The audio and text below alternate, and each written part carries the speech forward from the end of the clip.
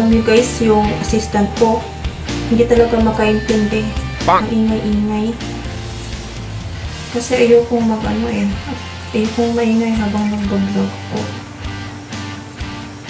Kasi ayokong lang mag-voice over. Matagal matapos makapag-edit.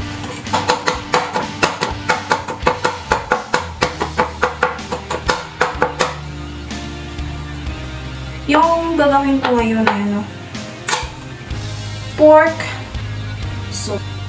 Pero lagyan ko ng kimchi. Kasi I'm craving to eat kimchi sa my pork. Kahapon pa po ako nag-research ng recipe. Ayoko maglagay ng ano, tofu. Kasi this is ano, recipe ko po ito kung paano ko gagawin. Mainit na mainit sa labas. Mamayang hapon pa ako lalabas. I'm not yet eating my lunch.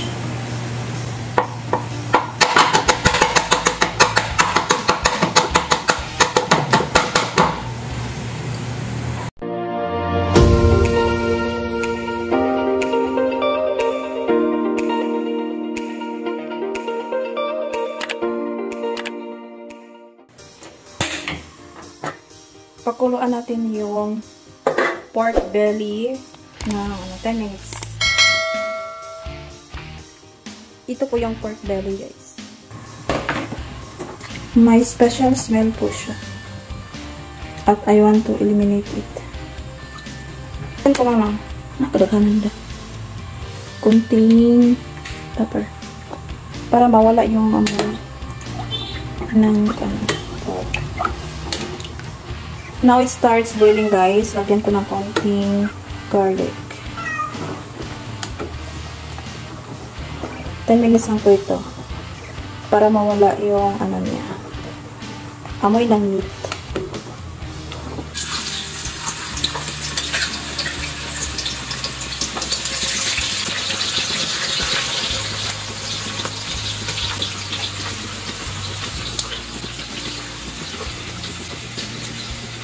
Na itsura ng yung pork belly, guys. Ito turn off na po natin. And then, we're going to transfer this one dito po para at itong pakuluan hanggang lumambot. Kasi, ang gusto ko, guys, malambot yung pinakain ko na meat. That's the reason why pakuluan ko talaga ng ilang minuto bago ko lalagyan ng mga ricados. Kimchi mamaya.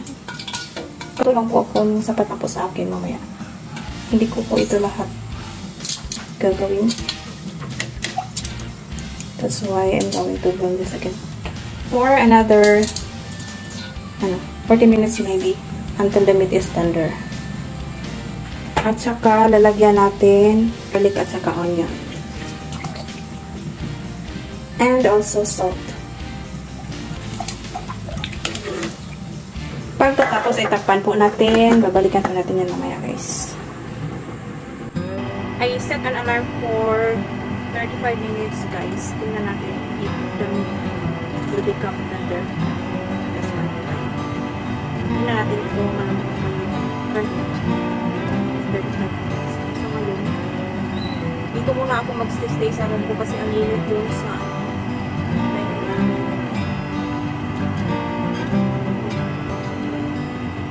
may lakad ako ngayong 3 PM. Hindi ko alam kung matatapos ko. Ako mainit pa sa labas. Hindi wala pa kung kain, guys. I'm not eating the lunch here. Detach muna ako ngayon, guys.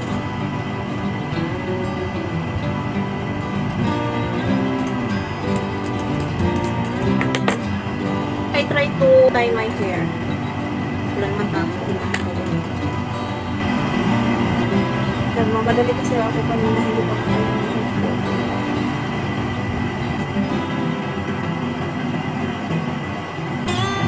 I-clip po. Kasi nagluluto ako.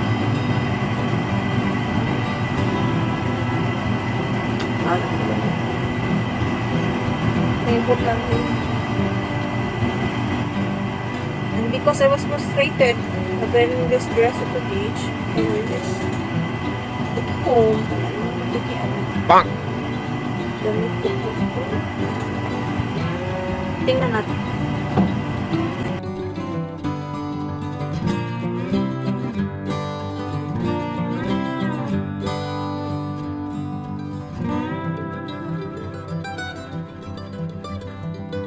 Lagay itong dress ko guys, kaya lang na-postpone yung Saturday na gusto ko na beach camping.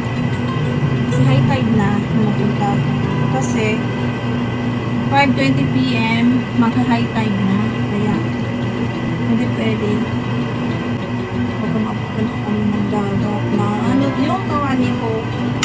If you ask about my intermittent fasting guys, I'm still continuing with my intermittent fasting. Kaya lang hindi pa masyado mataas yung nakaraga na weight ko. Almost 2.5 siguro in 1 month. Pinababawas sa timbang. Kulang pa rin po guys. Baka next month umaabot na lang 5 kilos. 2.5 kilos in 1 month. Mas na po din lang po yun. Kasi yung mga damit ko kakasya na yung iba. Ito kakasya na sa akin. Hindi po. Tiyan ko na malaki lang po ang ma-recognize ko yung isusuot ko. Very discouraging talaga. Mataba ko ng previous months. Yun talaga ito guys. Tingnan natin niluluto.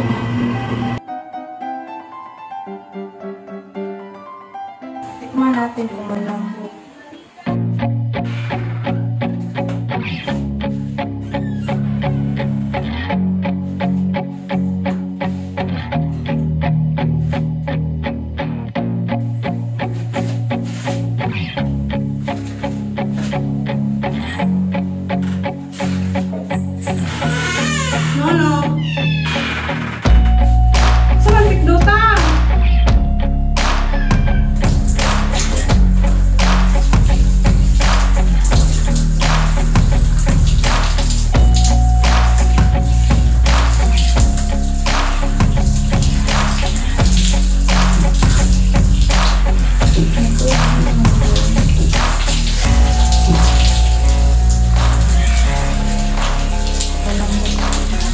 Continue cooking guys.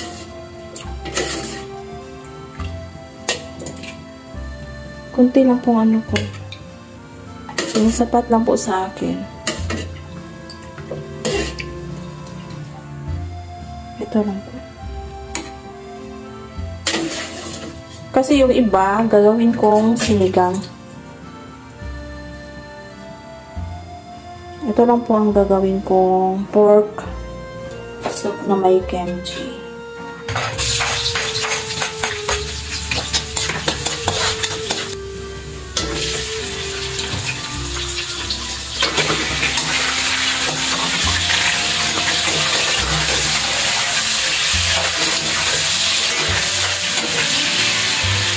Malambot na po ito guys.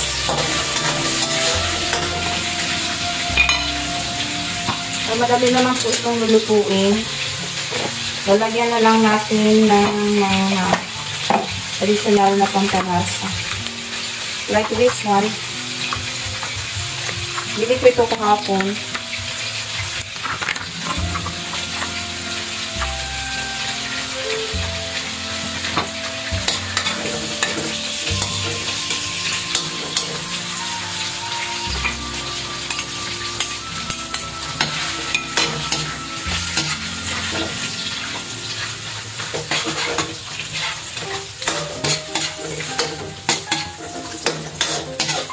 Lalagyan natin ng sabaw. Yung broth sa kanina, yun ang ilalagay ko para mas malasa siya.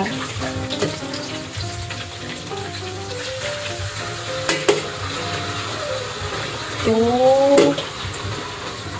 curry. 4, 5, 6. Gusto ko na maraming sabaw. Tayo na natin na buboil siya. At saka natin ilagay yung kimchi.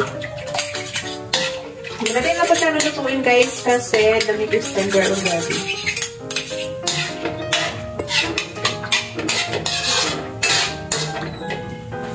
Ayun na guys. Kaya ilagay natin yung kimchi. Manghaw ito.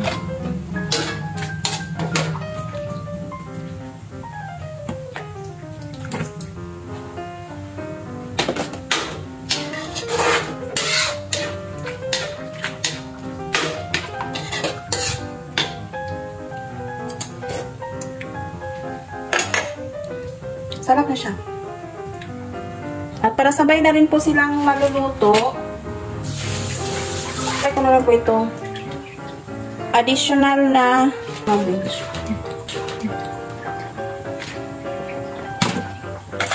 Kasi gusto ko ng maraming vegetable guys.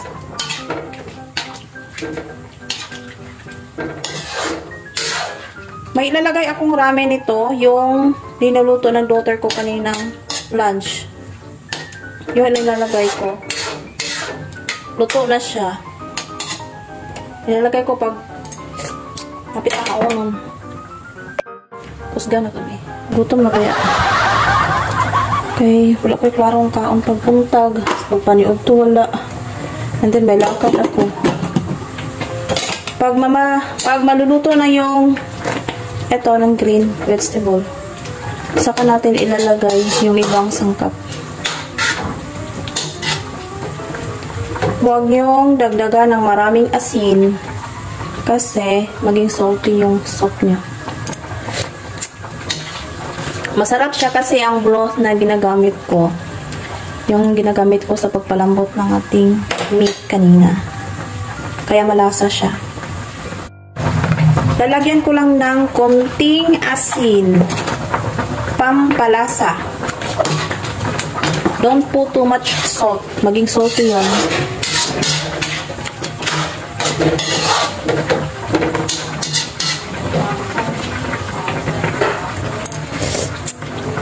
And then I will add this one. Ito po ang ilalagay ko guys, squid ball. I slice this one. Hindi po ako naglalagay ng tofu kasi walang lasa para sa akin. Ayoko talaga. Mas malinamnam pag squid ball lang lalagay sa soup. Ayoko ng tofu. Looks delicious din yan guys. Madali lang pong maluto ang squid ball.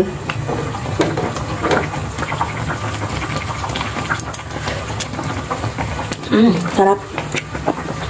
Dami yan ay. Asin lang yung nilagay ko guys. Hindi ako naglalagay ng mga seasoning na iba. Kundi wala na.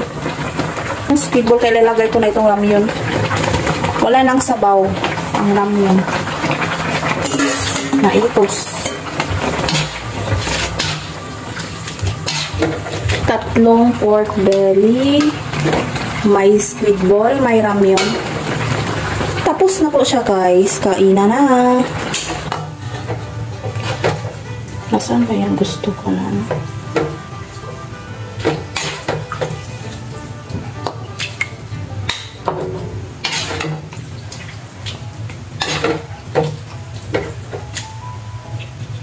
Masarap to. Ito. Kakainin ko. I will not eat too much noodles kasi nagda-diet ako guys.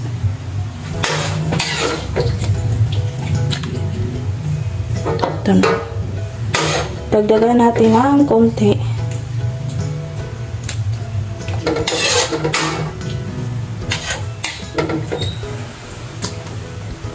Ito na po. Squid ball. Masarap ng squid ball guys. Mas masarap siya kaysa tofu. Kunting lang yun. Huwag niyo talagang dadagan ng maraming asin. Yung dinagdag ko kanina, kahit konti, madali siyang maalat. I don't like salty food.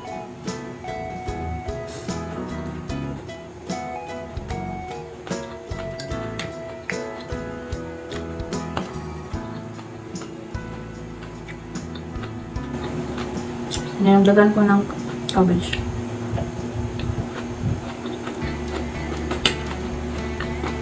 Sarap. I'm still hoping na ako, camping sa beach. Hoping na yun. Sana. Pag hindi maka-high tide pag gabi.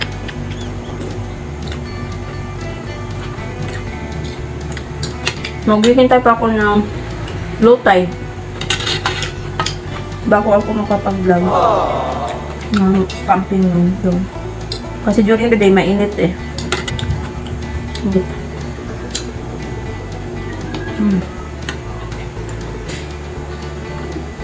Sarap siya.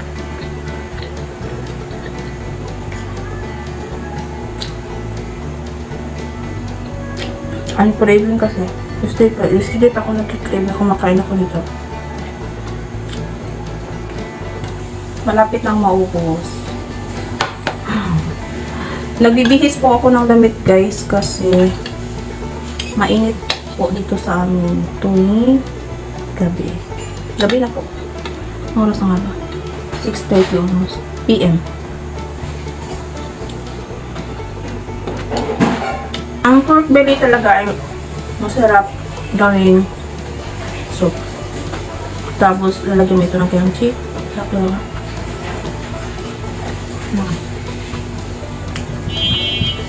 Halali na po ako nagluluto kanina guys. Kasi lambot na po itong meat. 45 minutes ko po itong niluluto at pinalambot. Pero hindi masyadong malakas ang apoy. Hope you like and enjoy my vlog. Just keep on watching and please don't forget to like and subscribe to my channel. Thanks for watching.